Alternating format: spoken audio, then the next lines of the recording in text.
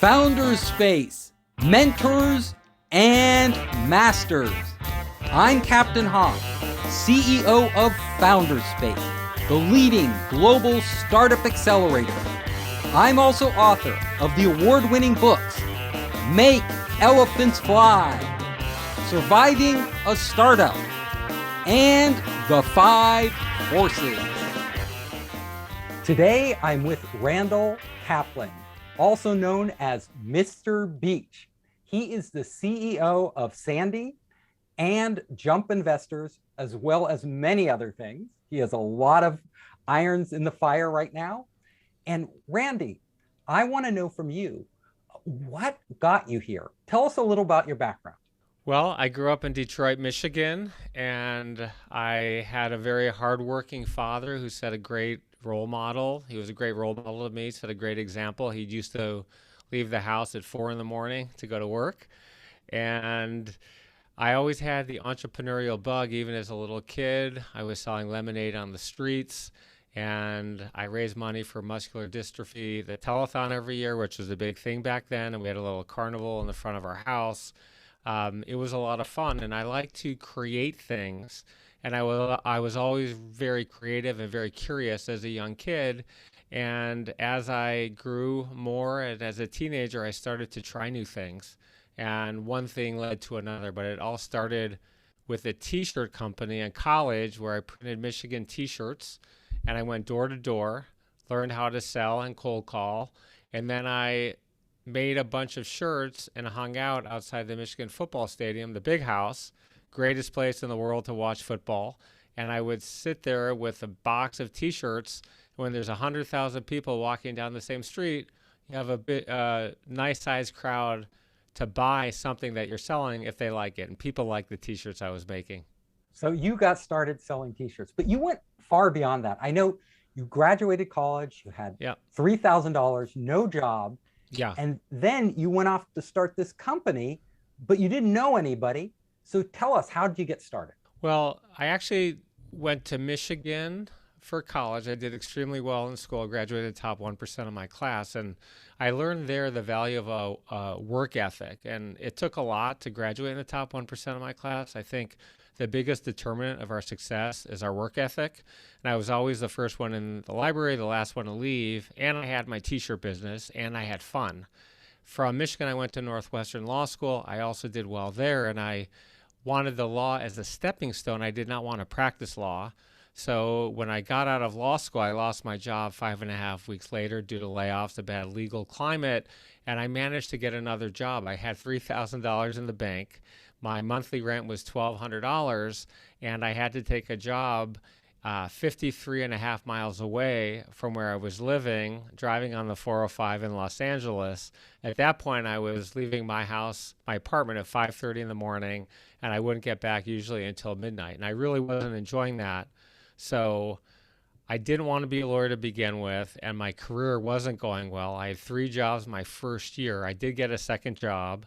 After 6 months, they wanted me to move down to Costa Mesa. I wasn't doing that, and they said, well, you should probably leave and go find another job, and I did. And after I did that, I said, you know what? I don't want to be a lawyer. I don't want to have to go to business school. The opportunity cost was very high. And I thought, you know what? I know what I want to do. I want to learn from a successful CEO. And these aren't help wanted ads. So I had to be creative in terms of how I would get in the door to meet these people. You send a resume to the CEO of Disney or Marriott or a studio or BMG, and it says, hi, I'm Randy Kaplan. Here's my resume. I'm looking for a job. And it doesn't even get to the CEO. It goes to the HR department. Sometimes you'll get a nice form letter, thank you, see ya, and sometimes you'll get nothing. So I thought, all right, well, how do we improve the hit rate, and how do you do something different that no one else has done? And one of the pieces that I tell people, entrepreneurs who will come to me, what are some of the things that I should do? Be different, think different. And one of the things I thought is, okay, I'm going to write a letter. I don't want it to go into the trash basket or to human resources. So I said, people like to give advice. So I went in and I asked for informational job interviews, which meant I'm not looking for a job. And to get those meetings, I wanted them to be different. So instead of Dear Michael or Steve, it was Dear Michael, I'm Randy Kaplan. I did this and that, and I'm looking to transition from a legal to a business career. And then I listed every job they had held in their entire career, the progression from selling ice cream at Disneyland as a 16-year-old. That was Stephen Bolenbach, the CEO of Marriott, and it took me 44 phone calls to get him on the phone once each week at the same time. And it listed every job. And there was no Google back then. So how did you do it? Well, our law firm had a subscription, which they paid one monthly fee for to do research on LexisNexis. And on LexisNexis, you could go back and print out whatever periodical you wanted back then. It went back 20 years. And so I printed out every periodical and feature on these people, and I printed them out. And I had a letter writing factory in my apartment, and it was basically 5 inches thick. And I would go through, I'd highlight all the tidbits, I would sort them, I would put them in the order they had them, and everybody said, how on earth did you get this information? So right away, do your research, it will get you in the door. Show the work, it will get you in the door. Be different, it will get you in the door. But I said, all right, that's not enough. I don't want to write only an A+ letter, I want to write an A++ letter. So what else? It had a cover page on it, a cellophane cover, and then it had a quote that person had said to a reporter some point throughout the years. The key to Disney is how you hire. Michael Eisner, Business Week, January 3rd, 1996. So let me stop you there. You got in the room with Michael Eisner. Yes. You got in the room with the head of Marriott. Sumner Redstone. Wow. Eli Broad, 80 CEOs. Most were meetings, some were phone calls. So these are the top CEOs in the country at the time. In Los Angeles. So who is the target you're trying to sell to? Identify your target. My target was CEOs in Los Angeles. I didn't want to move. I was newly married. My wife at the time was from Los Angeles, and I liked it here. I grew up in Michigan. It was cold weather. Los Angeles, it's sunny and lots of fun. So how do I get a list of all the CEOs of the biggest companies in Los Angeles? Well, you look for resources that have that list. Once again, there was no Google then, so I knew that a periodical called the Los Angeles Business Journal, which is similar to Crane's, which they have in different locations, would list the top this company, the top that company. It had the top 100 public companies in Los Angeles. It had a whole bunch of other companies too. So I came up with my own list. I looked at that list and I thought, all right, I'm going to compile the list. Excel is how I tracked the list. I had various columns. I had my targets. I had the date written, the letter, all the follow-ups sorted in columns so I could track. It was like my own CRM on Excel. And it was fairly easy to track with 300 people. So I just to complete the letter, I had the cellophane cover, I had the quote, I had another tab on there, which was my letter, and then I had my transcripts from Michigan, Northwestern, and I had hosted this dating show in college called Michigan Today. It was a show on campus, and it covered various parts of our life on campus. I did a dating segment where I was the host. I took a woman out on a date. They filmed it. It was very funny. It was comical. My kids have seen it. It's hilarious, and they I mean, it's so funny to look back. But there was the Michigan Daily wrote about it. So I had the article that went in on a separate tab, and then I put in a letter of recommendation from law school from the CEO of Detroit's largest and most successful law firm, who was my Little League baseball coach and one of my all-time most important mentors in my life and in my career. So that's an amazing story. And it's an amazing lesson for anybody out there who wants to get ahead. So first of all, what I'm hearing from you is that you didn't take any shortcuts. You went all in and you put in the work. I mean, you put in countless hours into preparing for each Right. of these letters. Now, Right. what was your hit rate? Like, how many Well, letters did you have to yeah. send out to get a CEO meeting? I told this idea to a lot of people, and do you know what they said? 100% would say, that's insane. Nobody is going to meet with you. Nobody. You're going to get zero. So, to the entrepreneurs out there, don't listen to anybody. Follow your gut instinct. You can do anything you want. Anything is possible. That's my motto. And I said, all right, I'm going to do it. And you're just putting wood on my fire, fueling my fire. So that's the first thing. The second thing is I had a busy job. I mean, as a first-year lawyer, then a second-year lawyer, I was at my my third law firm for a year and a half. You're working, 70 hours a week, 7 days a week. So you get home. I mean, I would be at the office by 7 every day at the latest. I would usually come home 7 or 8. I'd work Saturday mornings, Sunday mornings usually, which I still do today. And you're working a long time, but this is a job too. I had a full-time second job. So each letter took on average 5 hours to read, research, and put together. Remember, you got to print it out on nice paper. Oh, and the other thing, the letter was in a spiral binder.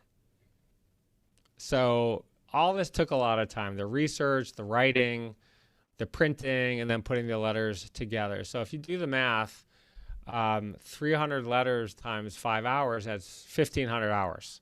So that means you're working late at night. I mean, sometimes 1, 2, 3 in the morning, but I was a man on a mission, and I knew what I wanted, and it only takes one. Remember, my dad told me this at a young age. I had a crush on a girl. I asked her out on a date. This was in high school. She said no. I came home all bummed. And he said to me, what's up? And I told him, he said, you know what? If you think about it this way, if you ask 100 girls out on a date and the first 99 say no, you're going to be bummed. But when the 100th person says yes, you're going to forget about the other 99. And I took that lesson, I apply it in business, I teach it to my team. You go after what you want, and you're persistent, and you keep trying to achieve your goal. And a lot of people will stop at the first or second time out and say, this is ridiculous, they're not calling me back. Who cares if they're not calling you back? And you, with these CEOs, you called them repeatedly, or you contacted them repeatedly. Yes, I did. Some of these, it took a lot of phone calls, a lot of phone calls. And finally, with Marriott's case, his assistant, and I still remember her name, this was in 1995, Ophelia Reese, where, I call her Ophelia, Randy, yeah, hi, same message, yeah, okay, I'll give him the message. Finally, she calls me one day. Randy, you're in your office. Yep. Mr. Bullenbach is going to call you. Don't go anywhere. That must have felt so good. It felt good. It was a very brief, curt phone call, but at least I got him to call me back. So you got 300 of these CEOs? You talked to 300? I wrote to 300, and I got 80 meetings or phone calls. Most of them were in-person meetings. 80 is really hot. The interesting thing is then, too, I was a lawyer, very unsuccessful lawyer. And I had a lot of motivation. They could see it in the letter when I went in, and I met these people. And some of the people I met have become good friends. Strauss Zelnick, who has been a guest on my podcast, we've co-invested together. He's the CEO of Zelnick Media. He was chairman of CBS, CEO of BMG, CEO of Fox. He's had an amazing career. I'm actually going to New York this week, and I'm going to see him, I think, on Friday. This has been fun for me, reaching out, meeting people. Okay, you got through, out of 300, you got to 80 top CEOs, which is pretty amazing. Most people would get to a couple if they're lucky. Yeah. And out of these 80, what resulted from it? Well, I ultimately got a job as the assistant to the chairman for Eli Broad at Sun America. At that point, he was only one of 2 CEOs in the United States to start 2 Fortune 500 companies, Hoffman and Broad and Sun America. When I went in there, through my research, I knew that he had the assistant to the chairman job, and this was the one I really wanted. The amount of research I did, I mean, it was a lot. They were a public company. I read the 10K, the analyst reports. My goal in going in for that meeting was to be the single most prepared person he had ever met for a meeting in his life. And I almost said a job interview, but ultimately that's what all these meetings were. Go in, be so prepared, impress people, show them your drive, your research, and good things will happen. And they did. They happened. The long story short is he hired me on my 27th birthday to be the assistant to the chairman. He gave me a choice of titles. I could pick that or a managing director title. I said, you pick. He picked the managing director title. And that was the title that I had. It was interesting because that title later proved very fruitful when we started our technology company, Akamai Technologies. But back to the Sun America job, I went in prepared, and a lot of people will do research on people, and then you get the softball questions. Well, how did you get started? Or what's been the highlight of your career? What was your big break? Don't ask those questions. Those are ridiculous questions. Show your research. So I memorized 20 questions that were so detailed in research. It's sort of like in middle school, you have a math problem and you don't write the answer. You get credit for showing the math. So show your work. So by asking the questions that were this detailed, I got to show my work. I memorized footnotes from the financial statements of the annual report, the 10Ks and the 10Qs. Some of the stuff, I had no idea what it meant. I didn't skip it. I researched it. And I researched what are the best questions to ask. And so I went in there armed with knowledge. And when he mentioned this job, he said, do you know about the job? I do. And then I listed the 5 people that could have had it before me, their names, where they went to school, what their jobs were, and what they were doing today. And Eli began to scribble. And when someone scribbles, it's good. The furious scribbling is really good. So we continue to talk, and at some point, these CEOs are very busy, and they typically run late. Most of them run late. Some ran 2 hours late, and I was sitting there twiddling my thumbs. So I said, all right, let's be productive with our time. Okay, there's no cell phones, so you're looking around, twiddling your thumbs. You can't leave. And so I thought, I'm going to prepare a cheat sheet, just like a study guide that I'm going to shrink down.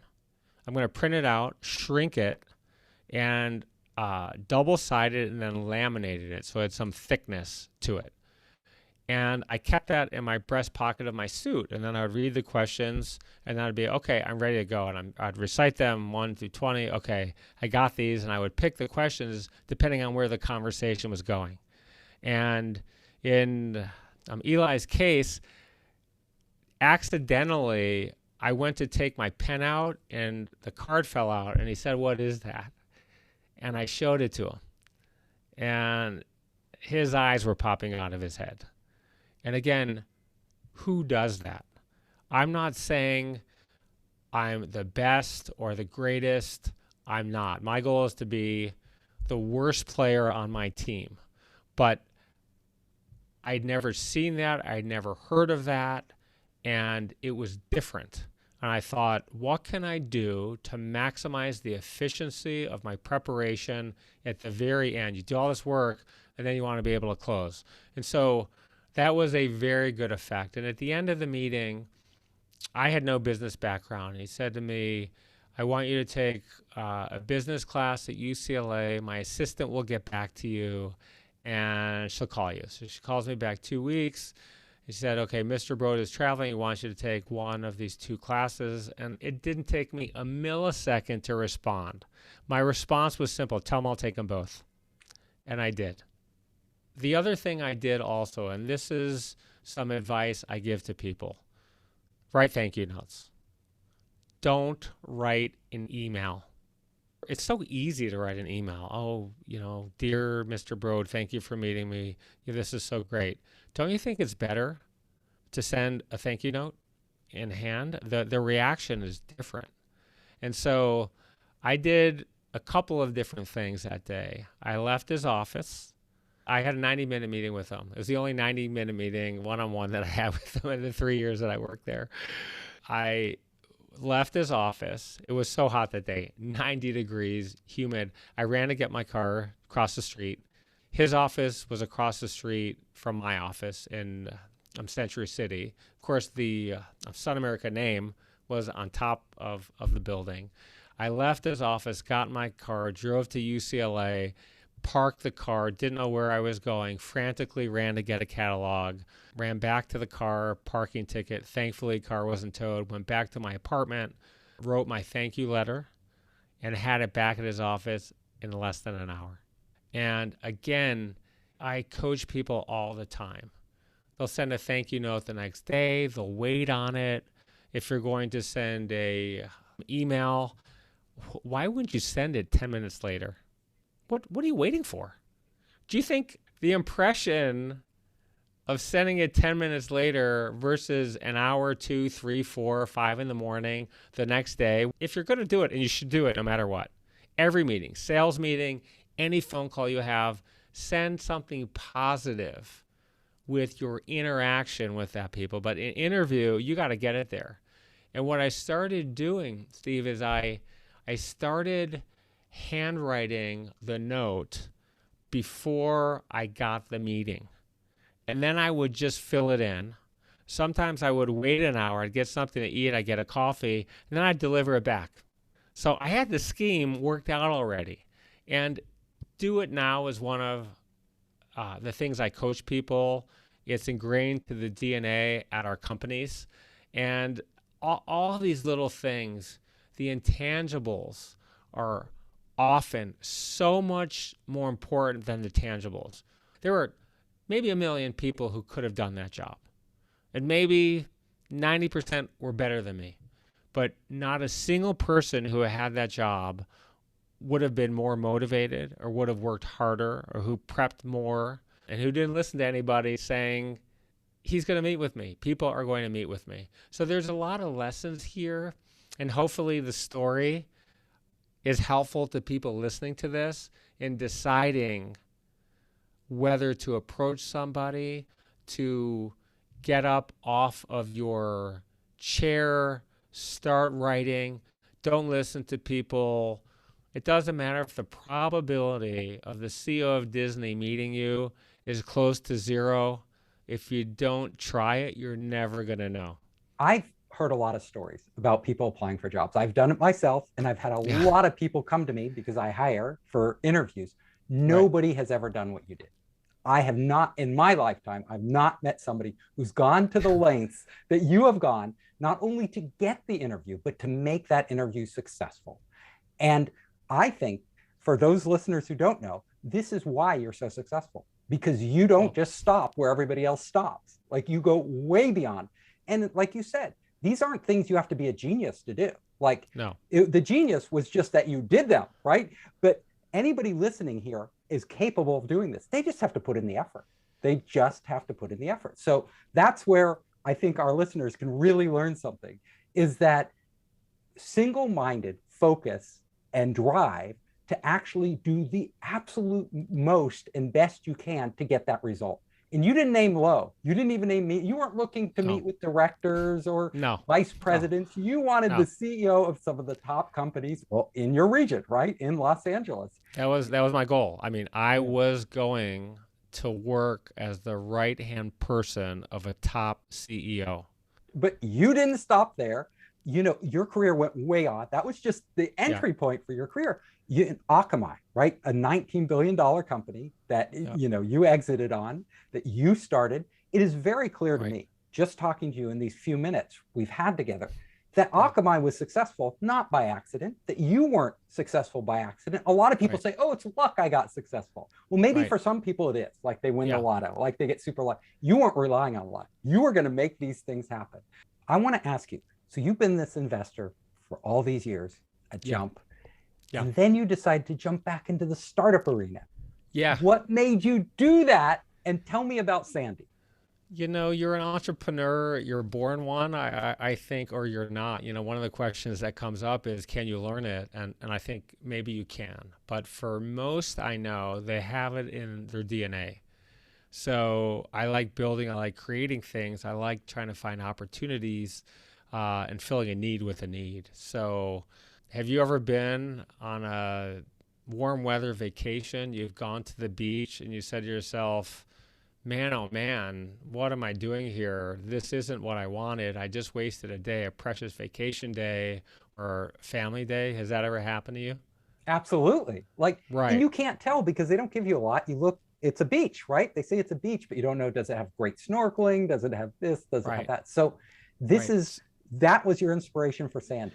The inspiration was, when I graduated college and law school, I did one of the youre trips through Europe. And on one of those trips after law school, we went to Nice in the south of France. Again, you're in school, people are excited. You hear about these sexy topless beaches, and you can't wait to get there. And you see the photos, and you get there, and you realize, wait a minute, this is a rocky beach. I mean, you can't lay out on the beach. I mean, we had a towel from the hostel, which was like a washcloth, and we went there, and we said, all right, this is not good. And then in 2013, I went on a date with this beautiful, incredible woman, Madison, who became my wife. We got engaged 3 months later, but we went on this trip to Greece, and we're at a nice hotel. And I only mention that this is a nice hotel because nice hotels have good concierges who should know what is near them. In Greece, more than half the people visiting the country will visit the beach. And so we're looking for a black sand beach. So I said, where is a black sand beach? She whips out a paper map. She circles a point on the map and said, I think there's one here. There was no street name. Long story short, we get in our little mini Fiat convertible.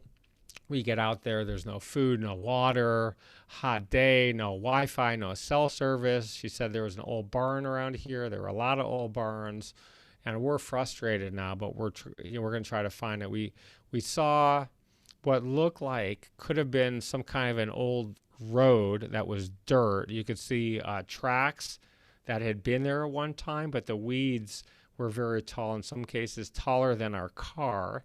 I didn't want to go through. My wife is a little younger than I am. She's more adventurous than I am, and I'm thinking of the movie Taken. I don't know if you saw that movie or not, but I'm thinking no one's ever going to find our bodies. We're never going to come back. And so she said, we're going. So a mile later, the road was rocky, creaky. Some parts, we had to, it just took a long time to get there. Then when we get there, this beautiful black sand beach, and it was incredible. That picture behind me with my wife with the hair, that was taken at that beach. And I thought, there's got to be a better way than this. So I went back, I Googled the beaches in Greece, Googled beaches. I just started flying through the countries, and I thought, man, there's no resource that has cataloged every beach in the world. And you start looking into this, Steve, and you say, okay, well, the global tourism business is a very big business. So what's the number? $9 trillion. All right. Beach tourism is over half that, $5 trillion a year on beach tourism. And it's amazing. There's no definitive beach resource in the world. It's unbelievable. It's over half It, that. I wouldn't have it, guessed. Like, of all the yeah. things you can do in life, beaches are half of tourism. Well, think about your own vacations. Are beach vacations the most popular form of vacation that you take? I take all types, but yes, beaches are definitely up there. Okay. So for most people, they take more beach vacations than different kind of vacations. And the facts are that 75% of people in the world taking a vacation in the next year will plan at least one beach vacation. And the most important determinant of where they go is the quality of beach or beaches in that location. And then I want you to tell us where people can find you. You can find me at Randall@jumpinvestors.com or Randall@sandy.com.